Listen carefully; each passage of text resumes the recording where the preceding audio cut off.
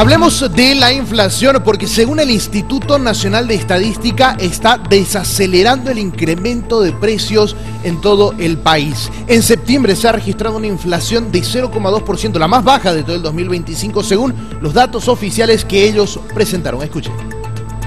Al mes de septiembre hemos registrado 0,2%, haciendo que la inflación acumulada llegue a 18.33%.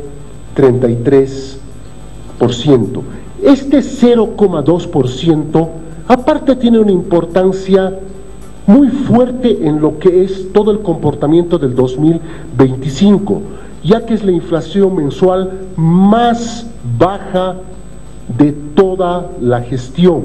No existe coherencia técnica para que el precio de la carne de res siga subiendo.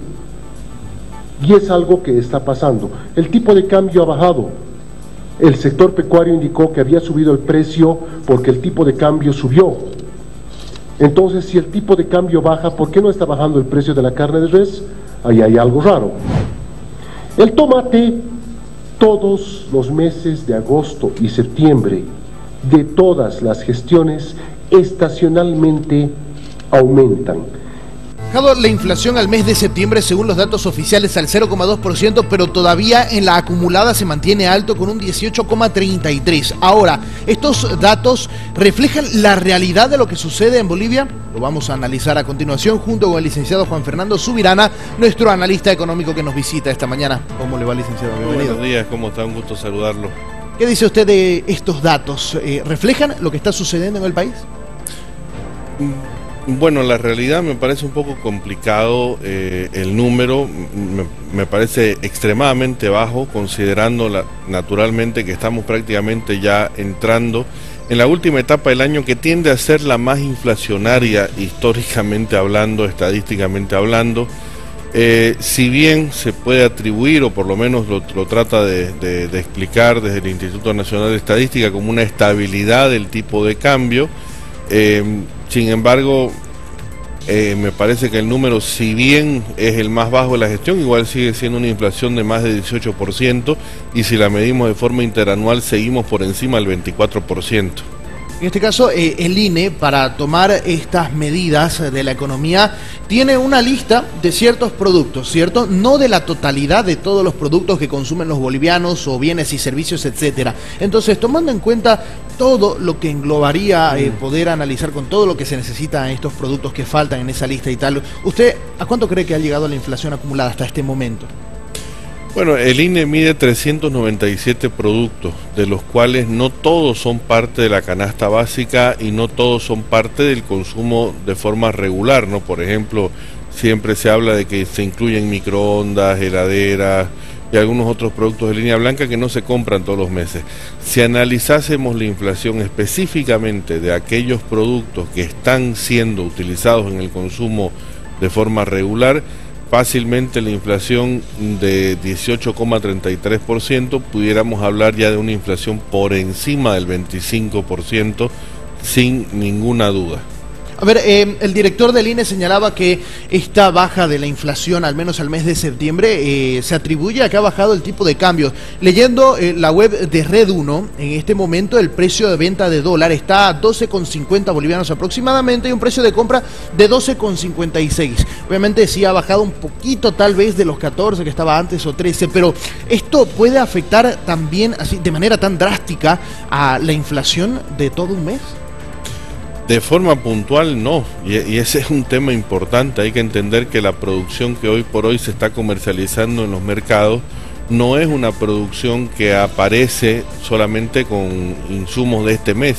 Particularmente se hace referencia al precio de la carne. Pensemos que el precio de la carne, para tener una res ya dispuesta para el mercado, pasan por lo menos un periodo de 6 meses, siendo muy generoso con el tiempo. Entonces estamos hablando de que si bien el tipo de cambio se puede haber estabilizado el último trimestre, esto no implica de que los costos que han incurrido los productores fueron justamente con un tipo de cambio mucho más alto que el que estamos hoy por hoy teniendo. Entonces el efecto, si bien hay un efecto importante del tipo de cambio sobre lo que es los precios y la inflación, no es inmediato. Exacto, no es inmediato, es un efecto que va a tener un rezago. Claro, y así se entiende porque, a ver, el director del INE cuestionaba, por ejemplo, no ha bajado el tipo de cambio, ¿por qué no baja la carne? Decía, hay algo raro ahí, y es por eso que usted nos menciona que no es inmediato el efecto que tiene el tipo de cambio si es que baja con todos los productos. Ahora, lo que dice también el director del INE es que ha bajado el tipo de cambio, también tienen que bajar los precios de los productos importados. ¿También reflejan los productos importados un efecto tal vez inmediato si es que baja el tipo de cambio, o también todavía hay que esperar un poquito para que se vea recién si es que tendrán menor precio? Yo creo que es importante mencionar que al final del día la provisión de productos importados no se realiza de forma mensual.